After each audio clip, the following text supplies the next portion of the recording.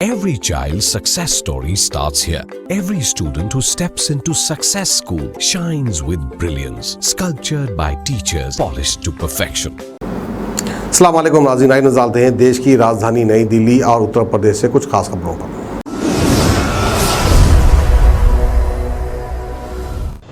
देश की राजधानी दिल्ली में 18 साल से ऊपर के लोगों को आज वैक्सीन लगाया जा रहा है। वैक्सीन लगवाने के लिए युवाओं में खासा एक्साइटमेंट भी देखी जा रही है। दिल्ली के अशोक नगर इलाके में एक वैक्सीनेशन सेंटर के बाहर 18 साल के ऊपर के लोग लाइन में खड़े हैं। मनीष सिसोदिया ने बताया कि दिल्ली के 76 स्कूल्स और 301 सेंटर्स पर भी वैक्सीनेशन शुरू हो गया है। उन्होंने बताया कि दिल्ली के एक स्कूल में 10 सेंटर बनाए जाएंगे।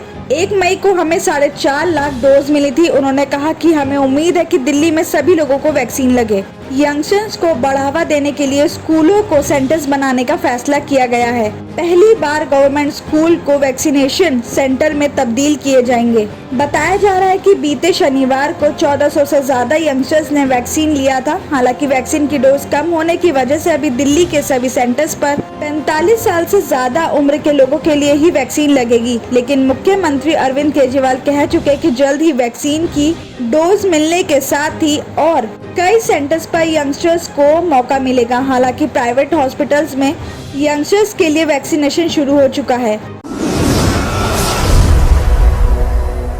कोरोना महामारी की वजह से लोगों में इस कदर खौफ है कि लोग मुसीबत में खड़े लोगों की मदद करने के लिए भी तैयार नहीं हैं। जैतपुर में एक युवक के साथ कुछ ऐसा ही हुआ। मां की मौत हो गई। एम्बुलेंस ड्राइवर बॉडी को गली में उतारकर चला गया। ये देखकर बजाय मदद के लिए पड़ोसियों ने अपने अपने घरों का दरवाजे बंद कर लिए। बताया जा रहा है कि 30 अप्रैल को एक युवक ने कॉल करके पुलिस को ये खबर दी कि उसकी मां की मौत हो गई है। वो उनका अंतिम संस्कार नहीं कर पा रहे हैं। दरअसल उसकी मां कृष्णा देवी अस्थमा की पेशेंट थी। तबीयत खराब होने पर उन्हें होली फैमिली हॉस्पिटल में एडमिट कराया गया था, जहां इलाज के दौरान उनकी मौत हो गई। हॉस्पिटल में बेटा एम्बुलेंस में बॉडी घर ले आया। बॉडी को गली में उतारकर एम्बुलेंस ड्राइवर चला गया, लेकिन यह देखकर पड़ोसी मदद के लिए आगे नहीं आए। इस मामले की खबर मिलने के बाद जैतपुर थाने के एसआई शिवराज और उनका स्टाफ उसकी हेल्प के लिए घर पहुंचा। पुलिस ने बॉडी को शमशान घाट तक ले जाने के लिए एम्बुलेंस तक का इसके बाद बेटे के साथ मिलकर महिला का अंतिम संस्कार करवाया गया। पुलिस से मिली इस मदद से महिला के बेटे ने उसका धन्यवाद भी किया। रविवार को दिल्ली के स्वास्थ्य मंत्री सत्येंद्र जैन के पिता का कोविड संक्रमण के चलते मौत हो गई। ये जानकारी दिल्ली के सीएम अरविंद केजरीवाल ने अपने सोशल मीडिया ट्विटर से दी और शोक जताया। केजरीवाल ने ट्वीट करते हुए लिखा, हमारे स्वास्थ्य मंत्री सत्येंद्र जैन के पिता का कोविड संक्रमण से मौत हो गई। बेहद दुख है। सत्येंद्र जैन खुद 24 घंटे दिल्ली के लोगों के लिए बिना थके काम कर रहे हैं। भगवान उनकी आत्मा को शांति दे और मेरी संवेदना उनके परिवार के साथ है।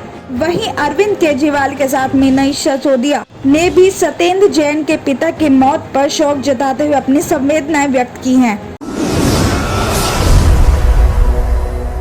गाजियाबाद से खबर आ रही है कि गाजियाबाद के ली क्रिस्ट हॉस्पिटल पर प्रशासन ने गलत खबर देने पर 1 लाख रुपए का जुर्माना लगाया है। ली क्रिस्ट हॉस्पिटल में सरप्राइज इंस्पेक्शन हुआ था, जिस दौरान हॉस्पिटल की पोल खुल गई। जानकारी के अनुसार बताया जा रहा है कि गाजियाबाद के ली क्रिस्ट हॉस्पिटल में म्युनिसिपल कॉर्पोरेशन और कई ऑफिसर्स ने इंस्पेक्शन किया। इस दौरान 10 बेड खाली मिले, जबकि बोर्ड पर बेड फुल लिखा हुआ था।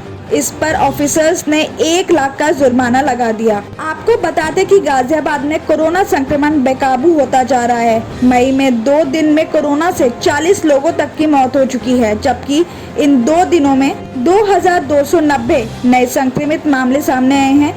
रविवार को 20 लोगों की मौत हुई और 1085 नए कोरोना संक्रमित मिले। देश की राजधानी में कोरोना और गैर कोरोना पेशेंट्स की हालातों को लेकर केंद्र सरकार ने नाराजगी दिखाई है। रविवार को कैबिनेट सचिव राजीव गौबा ने दिल्ली के मुख्य सचिव के साथ सभी ऑफिसर्स के साथ मीटिंग की। इस दौरान उन्होंने कहा कि राजधानी में स्वास्थ्य फैसिलिटीज के हालात ठीक नहीं हैं। लोग ऑक्सीजन से लेकर हॉस्पिटल्स में बेड तक के लिए परेशान हैं, जबकि समय के अनुसार सरकार को अपनी तैयारियों में चेंजेस करने चाहिए थे। सचिव ने निर्देश दिए हैं कि दिल्ली सरकार को ठोस कदम उठाने चाहिए। लोगों के लिए सही हेल्पलाइन भी जारी की जाए जहां उन्हें पूरी इन्फॉर्मेशन मिल सके। दरअसल दिल्ली में पिछले 2 हफ्तों से भी ज्यादा टाइम से स्वास्थ्य फैसिलिटीज बुरी तरह फेल हो गई हैं। सरकार ने बेड ट्रैकर शुरू किया लेकिन वो भी फेल साबित हुआ। इसके साथ ही हेल्पलाइन नंबर भी जारी किए लेकिन वो भी काम नहीं कर रहे हैं। जिन अधिकारियों के नंबर दिए गए थे वो भी फोन नहीं उठा रहे हैं। ऐसे में पेशेंट्स को ऑक्सीजन, बेड, रेमडेसिविर, ऑक्सीमीटर और दवाइयों तक के लिए भटकना पड़ रहा है। इन्हीं हालातों को लेकर कैबिनेट सचिव ने बैठक में जोर देते हुए कहा कि जल्द से जल्द सरकार को एक्शन में आने की जरूरत है। मीटिंग के दौरान निर्देश दिए गए कि आईसीयू और वेंटिलेटर की बढ़ाने की जरूरत है। इसके अलावा बेड्स की सही इंफॉर्मेशन देने के लिए मोबाइल ऐप पर भी काम करना जरूरी है। जरूरतमंद लोगों तक सभी फैसिलिटीज पहुंचाने की जिम्मेदारी सरकार की है। ऐसे में जल्द से जल्द टेस्ट और ट्रीटमेंट पर ध्यान दिया जाना चाहिए। मीटिंग में कैबिनेट सचिव ने अपना एक्सपीरियंस शेयर करते हुए बताया कि पिछले कुछ दिन से दिल्ली में काफी गंभीर हालात हो चुके हैं। लोग अपने फोन कॉल्स करके मदद मांग रहे हैं लेकिन बेड और ऑक्सीजन ना होने के चलते मदद नहीं मिल पा रही है। इस सिचुएशन को शब्दों में नहीं बयान किया जा सकता है।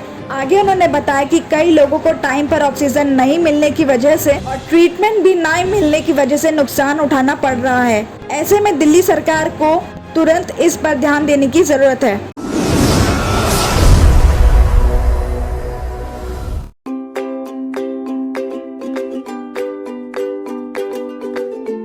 Every child's success story starts here, like a multifaceted diamond.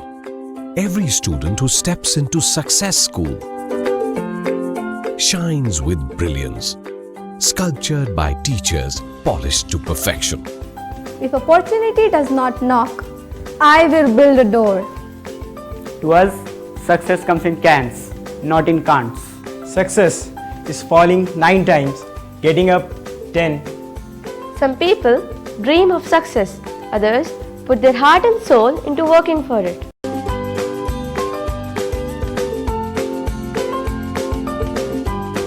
Success, finding oneself.